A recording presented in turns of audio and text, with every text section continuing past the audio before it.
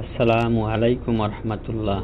প্রিয় দর্শক, মুজিব অফিসিয়ালের এই পর্বে জানব অত্যাচারী ফেরাউন তরমুজ চোর থেকে কিভাবে মিশরের বাদশাহ হলেন। ফেরাউন তখন নিঃস্ব, দেউলিয়া, ঋণে জর্জরিত। ঋণ পরিশোধ করার ভয়ে ঘরের মধ্যে লুকিয়ে পড়ে। অতএব একে একে পাওনাদার ফেরাউনের বাড়িতে আসতে থাকে। ফেরাউন ছিল খুবই চতুর এবং প্রতারক। শুধু প্রতারক নয়, বাটপার।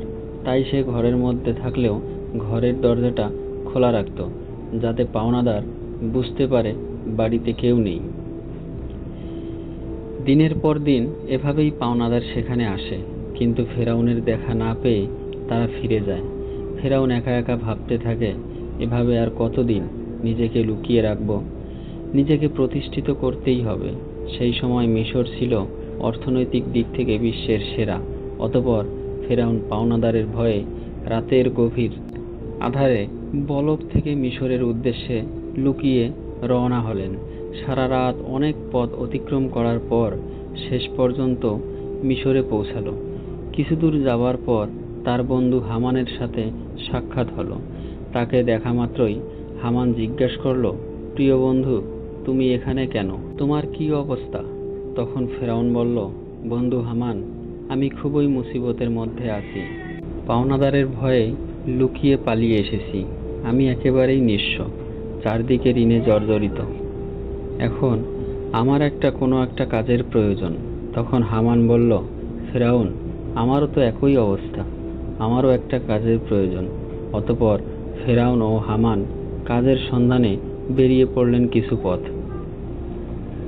কিছু পথ অতিক্রম করার পর তারা ক্ষুধায় এবং তৃষ্ণায় কাতর হয়ে পড়ছিল।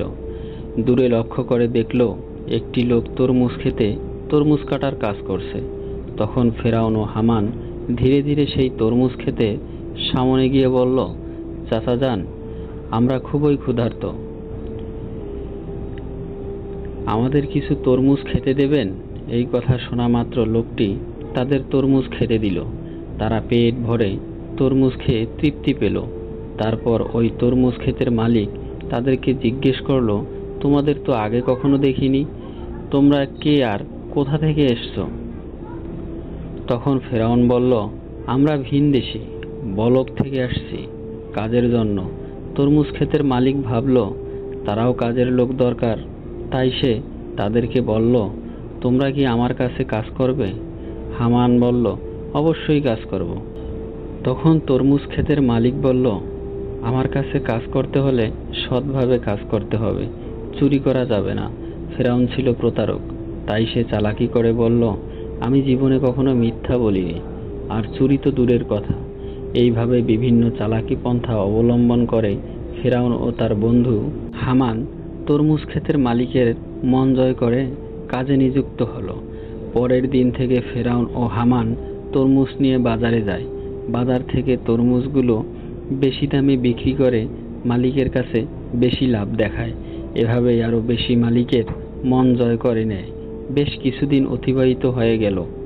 একদিন ফেরাউন ওই ক্ষেতের মালিককে বলে, চাচা যান, আপনি তরমুজগুলো পিস হিসেবে আমাকে বিক্রি করুন, তাহলে আপনার আরো বেশি লাভ হবে। ক্ষেতের মালিক তার কথায় রাজি হয়ে গেল। তারপর পরের দিন থেকে ফেরাউন তরমুজগুলো আবারও বাজারে বিক্রি করতে নিয়ে গেল। ফেরাউন তরমুজগুলো পিস হিসেবে কিনত, মাঝে মধ্যে কিছু তরমুজ চুরিও করত এবং বাজারে এসে তরমুজগুলো কেটে টুকরো টুকরো করে চড়া দামে বিক্রি করত। এভাবেই চালাকি করে ফেরাউন অনেক টাকা উপার্জন করল। একদিন রাতে ফেরাউন তার বন্ধুকে বলল, হামান, এভাবেই যদি আমরা শুধু তরমুজ বিক্রি করি তাহলে জীবনে কিছুই করতে পারবো না, আমাদের অন্য কিছু করতে হবে। সেই সময় ঘটে যায় এক চমৎকার ঘটনা। মিশরের বাদশা তার সেনাবাহিনীর দ্বারা দেশের মধ্যে একটি বিজ্ঞপ্তি জারি করে। সেনাবাহিনীরা বিভিন্ন জায়গায় গিয়ে বলে, এত দ্বারা জানানো যাইতেছে যে মিশরের কবরস্থানে একটি দারোয়ান প্রয়োজন। যদি কোনো ব্যক্তি এই চাকরি করতে ইচ্ছুক হয় তাহলে সে যেন অতি সত্বর মিশরের বাদশার দরবারে যোগাযোগ করে। এই কথা বলে সেনাবাহিনীরা সেখান থেকে চলে গেল। এই সমস্ত কথা প্রত্যক্ষ ও পরোক্ষভাবে শ্রবণ করার পর ফেরাউন তার বন্ধুকে বলল, হামান, চলো আমরা রাজদরবারে যাই। হামান বলল, আমার মনে হয় এটা সম্ভব হবে না। তখন ফেরাউন বলল, এই কাজ হাতছাড়া করা যাবে না, চলো আমরা একবার চেষ্টা করি। অতঃপর ফেরাউন ও হামান দেরি না করে সাথে সাথে মিশরের রাজদরবারে হাজির হলো। মিশরের বাদশা তাদেরকে জিজ্ঞেস করলো, তোমরা কি আর কি চাও? তখন ফেরাউন করজোরে অনুরোধ করে বলল, আমি মুসাফির, ভিন দেশ থেকে এসেছি, আমি খুবই অভাবী। আমি শুনেছি আপনি কবরস্থানের দারোয়ান নিযুক্ত করবেন, তাই দয়া করে আমাকে যদি এই চাকরিটা দিতেন আপনার কাছে চিরকৃতজ্ঞ থাকতাম। মিশরের বাদশা ফেরাউনকে দেখে মনে মনে ভাবল, তার তো শরীর স্বাস্থ্য ভালো, চেহারাও ভালো, মনে হয় সে পারবে। এই ভেবে ফেরাউনকে কবরস্থানের দারোয়ানের চাকরিতে নিযুক্ত করল। পরের দিন থেকে ফেরাউন মিশরের কবরস্থানের দারোয়ান। চাকরিতে নিযুক্ত হলো। দিনরাত ফেরাউন কবরস্থানের সামনে দাঁড়িয়ে থাকে, আর পাশেই একটি ছোট্ট ঘরে তার বন্ধু হামান ও ফেরাউন একসাথে বসবাস করে। একদিন রাতে কয়েকজন লোক একটি মৃত লাশকে দাফন করতে আসলো, কিন্তু ফেরাউন তাদেরকে বাধা দিল, কবরস্থানে ঢুকতে দিল না। তখন তারা বলল, কি ব্যাপার, আপনি লাশ দাফন করতে বাধা দিচ্ছেন কেন? আসলেই ফেরাউন ছিল প্রতারক এবং বাটপার, তাই সে চালাকি করে বলল, আপনারা কি শোনেননি, মিশরের বাদশা নতুন আইন করেছে, মৃত লাশকে দাফন করতে হলে 1 স্বর্ণ মুদ্রা দিতে হবে। এই লোকগুলো ফেরাউনের কথা বিশ্বাস করে নেয় এবং তাকে 1 মুদ্রা দিয়ে লাশ দাফন করে। এভাবেই প্রচার হয়ে যায় যে একটি লাশ দাফন করতে হলে 1 স্বর্ণ মুদ্রা দিতে হবে। এভাবেই ফেরাউন প্রতারণা করে অনেক টাকা উপার্জন করে। সেই সময় ঘটে যায় আজব ঘটনা। মিশরে সেই সময় আল্লাহর গজব শুরু হয়। চারদিকে কলেরা বসন্ত রোগে প্রচুর মানুষ মারা যেতে থাকে। অতঃপর কিছু লোক মৃত লাশকে দাফন করার জন্য কবরস্থানে আসলো। তখন ফেরাউন আরো চালাকি করে বলল, মিশরের বাদশা নতুন আইন করেছে, যদি কোনো ব্যক্তি কলেরা বসন্ত রোগে মারা যায় তাহলে 2 স্বর্ণ মুদ্রা দিয়ে তাকে এই কবরস্থানে দাফন করতে পারবে। ফেরাউন প্রতারণা করে সবার কাছ থেকে স্বর্ণ মুদ্রা নিয়ে অনেক টাকা উপার্জন করলো। এভাবেই সেই বছর অতিবাহিত হয়ে গেল।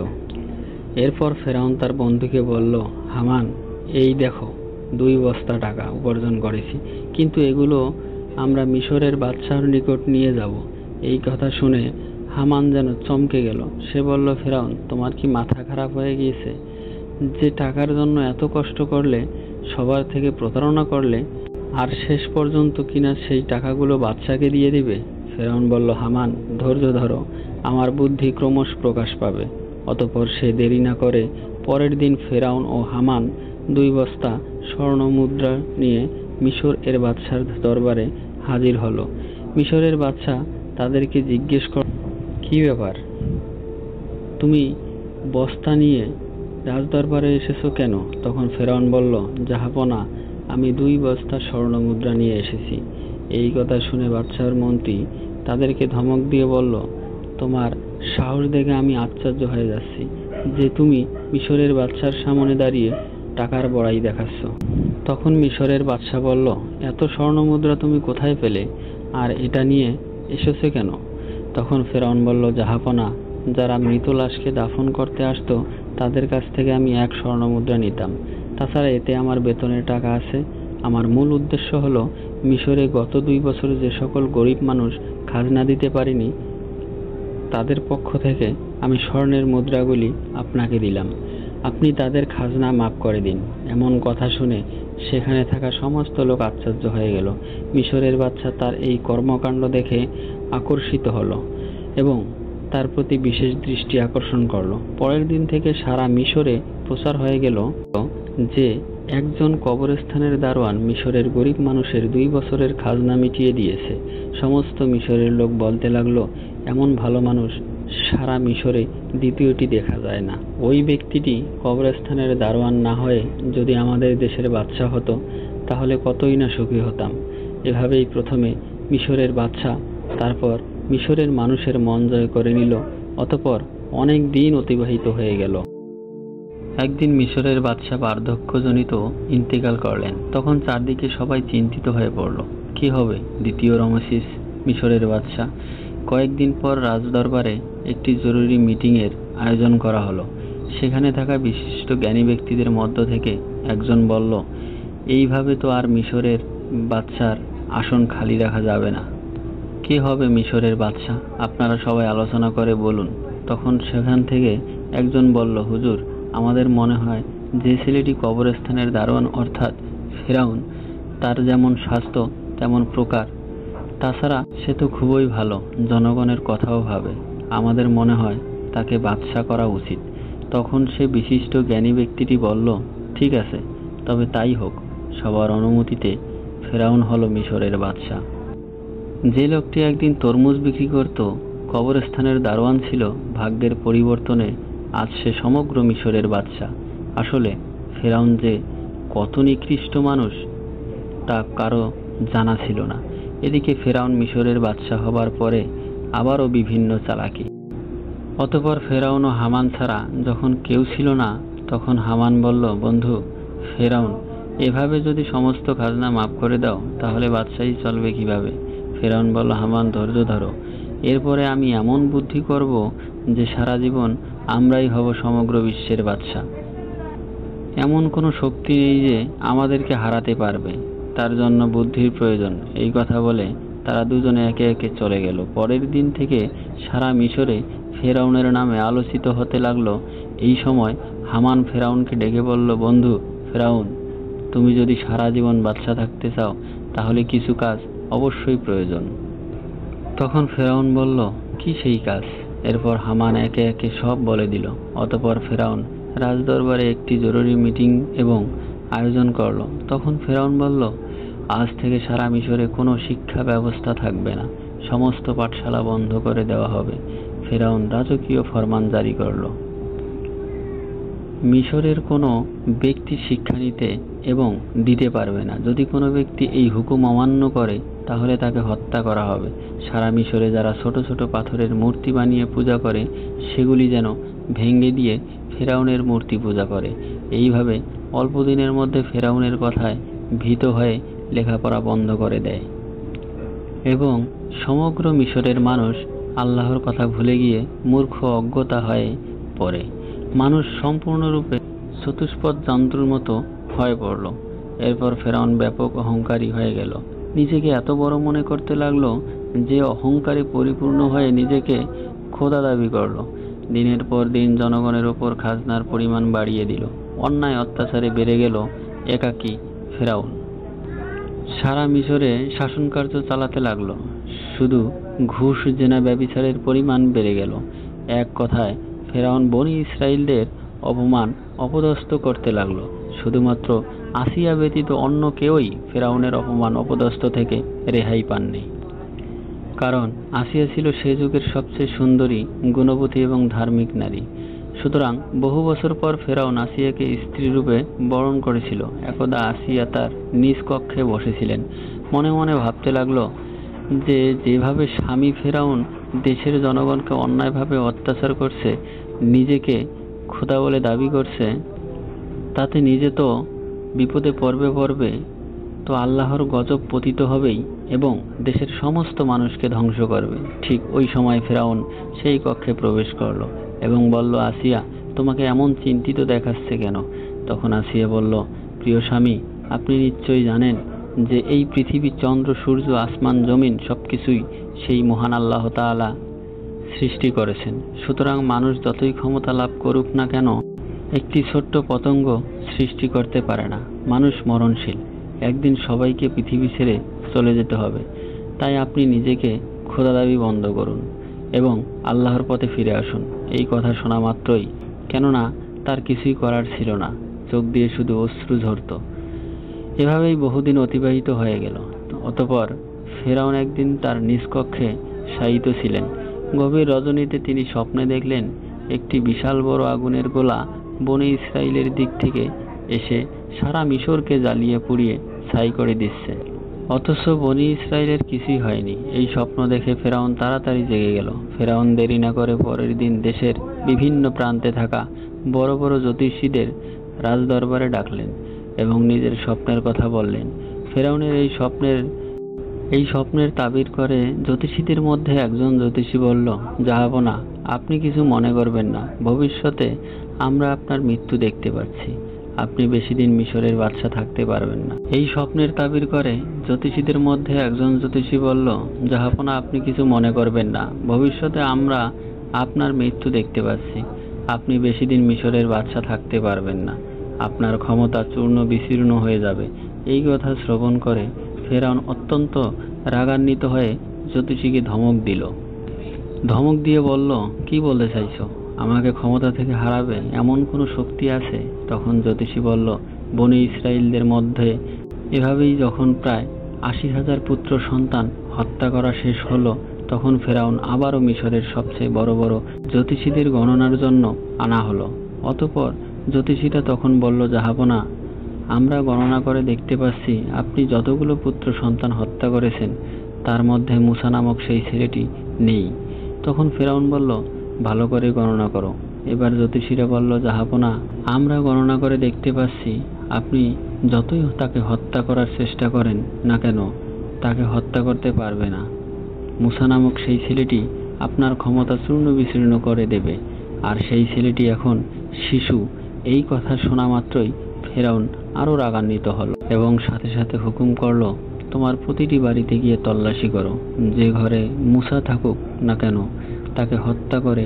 এই খবর সারা মিশরে ছড়িয়ে পড়ল। তখন হযরত মুসা আলাইহিস সালামের আম্মাজান খুবই চিন্তিত হয়ে পড়লেন, কিভাবে তার শিশু মুসাকে বাঁচাবে। ঠিক ওই সময় তার কন্যা মরিয়ম নদীর চরে ছাগল চরাচ্ছিল। ভালো করে লক্ষ্য করে দেখলো হামান সহ ফেরাউনের অনেক সৈন্যবাহিনী তাদের বাড়ির দিকেই যাচ্ছে। এটা দেখার পর মরিয়ম খুব দ্রুত তার বাড়িতে চলে আসলো এবং বলল, আম্মাজান, ফেরাউনের সেনাবাহিনী আমাদের বাড়ির দিকেই আসছে, আমার ভাই মুসাকে তুমি বাঁচাও। এই কথা শুনে হযরত মুসা আলাইহিস সালামের আম্মাজান একেবারে হতভম্ব হয়ে গেল। তিনি কিছুতেই বুঝতে পারছে না কি করবে। ততক্ষণে ফেরাউনের সৈন্যবাহিনী তাদের বাড়ি ঘিরে ফেলেছে এবং এমন সময় আল্লাহ রাব্বুল আলামিন গায়েবী আওয়াজের মাধ্যমে বললেন, হে মুসার আম্মাজান, তুমি দেরি করো না, তোমার পুত্র মুসাকে জ্বলন্ত চুলায় রেখে দিয়ে এসো। হযরত মুসা আলাইহিস সালামের আম্মাজান আর দেরি না করে জ্বলন্ত চুলায় শিশু মুসা আলাইহিস সালামকে রেখে দিলেন। আর তখন হঠাৎ করে ফেরাউনের সৈন্যবাহিনী ঘরের মধ্যে প্রবেশ করলো। তারা বলল, আমরা খবর পেয়েছি তোমার ঘরের মধ্যে মুসা নামক পুত্র সন্তান আছে, তাড়াতাড়ি আমাদের কাছে দিয়ে দাও। তখন আম্মাজান বলল, এই দেখুন, আমার তো কন্যা সন্তান, যদি আমার ঘরে মুসা থাকে তাহলে তোমরা খুঁজে বের করে। তারপর ফেরাউনের সৈন্যবাহিনী ঘরের এদিক ওদিক তন্ন তন্ন করে খুঁজতে লাগলো, কিন্তু কোথাও পেল না। অবশেষে সেখান থেকে তারা সবাই চলে গেল। এরপর হযরত মুসা আলাইহিস সালামের আম্মাজান কাঁদতে কাঁদতে ওই জ্বলন্ত চুলার কাছে গিয়ে দেখলো হযরত মুসা আলাইহিস সালাম বেঁচে আছে এবং ওই জ্বলন্ত আগুনের মধ্যেই খেলা করছে। আল্লাহর কুদরতে হযরত মুসা আলাইহিস সালামের একটি পশমও আগুনে পড়েনি। তখন হযরত মুসা আলাইহিস সালামের আম্মাজান আল্লাহর দরবারে শুকরিয়া আদায় করলেন এবং বললেন, হে আল্লাহ, তুমি সমস্ত ক্ষমতার মালিক, সমস্ত প্রশংসা তোমারই। আল্লাহ, তুমি আমার পুত্র মুসাকে বাঁচিয়েছো।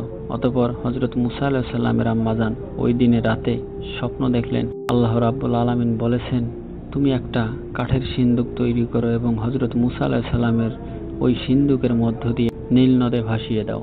এদিকে আল্লাহ রাব্বুল আলামিন হযরত জিবরাইল আলাইহিস সালামকে ডেকে বললেন, হে জিবরাইল, তুমি যাও মুসা আলাইহিস সালামের আম্মাজানকে সাহায্য করো। এই নির্দেশ পেয়ে হযরত জিবরাইল আলাইহিস সালাম মুসা নবীর বাড়ির দিকে আসতে লাগলেন। সকালবেলা হযরত মুসা আলাইহিস সালামের আম্মাজান নিজের ঘরের সামনেই খুবই চিন্তিত অবস্থায় ছিলেন। এমন সময় দেখলেন একজন দরবেশ তার বাড়িতে এসে হাজির হলেন। তখন মুসা নবীর আম্মাজান বললেন, আপনি কে? আপনাকে তো চিনলাম না। তখন তিনি নিজের পরিচয় গোপন রেখে বললেন, আমি একজন কাঠমিস্ত্রি। আপনার কি কোনো কাঠের জিনিস তৈরি করতে হবে? সাথে সাথে মুসা নবীর আম্মাজান বলল, অবশ্যই, আমার একটা কাঠের সিন্দুক তৈরি করতে হবে। আর এভাবেই আল্লাহ তাআলা সেদিন জিবরাইল আলাইহিস সালামের মাধ্যমে মুসা আলাইহিস সালামের আম্মাজানকে সিন্দুক বানিয়ে সাহায্য করছিল। অতঃপর মুসা আলাইহিস সালামকে নীল নদে ভাসিয়ে দিলেন। আল্লাহর কি কুদরত! নীল নদের স্রোত যেদিকে যায় হযরত মুসা আলাইহিস সালামের কাঠের সিন্দুক ওই স্রোতের উল্টো দিকে যায়। এভাবে ভাসতে ভাসতে হযরত মুসা আলাইহিস সালামের এই কাঠের সিন্দুক ফিরআউনের রাজদরবারের কাছে গিয়ে পৌঁছালো। সেখানে উপস্থিত ছিল ফিরআউন এবং তার স্ত্রী মা আসিয়া এবং দাসদাসী। সিন্দুকটি দেখা মাত্র মা আসিয়া এগিয়ে এলো। আসিয়া সিন্দুকটি খুলে দেখল একটি ফুটফুটে কচি শিশু, তার লালটে যেন নূরের আলো চমকাচ্ছে। এত সুন্দর শিশু সে জীবনে কখনোই দেখেনি। তাই দেরি না করে মা আসিয়া মুসা আলাইহিস সালামকে কোলে তুলে নিল এবং ফিরআউনের কাছে গিয়ে বলল, দেখুন কত সুন্দর শিশু, এই শিশুটিকে আমি লালন পালন করব। এটা শুনে ফিরআউন বলল, না, এই শিশুটি হয়তো আমাদের শত্রু হবে। এটাই বনী ইসরায়েলদের মধ্য থেকে কোনো এক শিশু হতে পারে, একে আমি হত্যা করব। তখন মা আসিয়া বলল, কি বলছেন? এটা যদি বনী ইসরায়েলদের কোনো শিশু হতো তাহলে নদীর স্রোতে উল্টো দিকে কিভাবে আসলো? এটা তো এই দিকে যাওয়ার কথা ছিল। এই যুক্তি শুনে ফিরআউন আর কিছু বলল না, শুধু বললেন, ঠিক আছে, তুমি এই শিশুকে লালন পালন করতে পারো। অতঃপর মা আসিয়া হযরত মুসা আলাইহিস সালামকে নিয়ে রাজদরবারে প্রবেশ করলেন। ফিরআউন যখন মুসা আলাইহিস সালামকে কোলে তুলে নিল এবং নিজের সন্তান রূপে আদর করার জন্য চুম্বন দিতে যাবে, এমন সময় হযরত মুসা আলাইহিস সালাম আল্লাহর হুকুমে ওই কচি শিশু হাতে এত জোরে ফিরআউনকে চড় মারল যেন রাজদরবার কেঁপে গেল। মনে হলো যেন ভূমিকম্প শুরু হয়ে গেছে। তখন ফিরআউনের মনে সন্দেহ প্রকাশ পেল। মনে মনে বলতে লাগলো, নিশ্চয়ই এই শিশু কোনো সাধারণ শিশু নয়, একে পরীক্ষা করতে হবে। তখন ফিরআউন একজনকে বলল, যাও কিছুটা স্বর্ণ আনো আর তার সাথে আগুন নিয়ে এসো, এই শিশুকে পরীক্ষা করব। এটা শুনে সেখানে থাকা উপস্থিত সবাই হতবাক হয়ে গেল। এই লোকটি যখন আগুন আর স্বর্ণ নিয়ে আসলো, ঠিক ওই সময় আল্লাহ রাব্বুল আলামিন হযরত জিবরাইল আলাইহিস সালামের মাধ্যমে হযরত মুসা আলাইহিস সালামের হাত আগুনের দিকে ঘুরিয়ে দিল আর মুসা আলাইহিস সালাম চিৎকার করে কাঁদতে লাগলো। তখন আসিয়া বলল, আপনার মতো কঠিন হৃদয় এবং নিষ্ঠুর এই পৃথিবীতে আর কেউ নেই। এই কচি শিশু কি আগুন এবং স্বর্ণের কোনো পার্থক্য জানে? ফিরআউন মনে ছন্দ মুছে গেল। আর এভাবে হযরত মুসা আলাইহিস সালাম ফিরআউনের বাড়িতেই বড় হতে লাগলো। প্রিয় দর্শক, আজকের ভিডিওটি এখানেই শেষ। আসসালামু আলাইকুম, সবাই ভালো থাকবেন।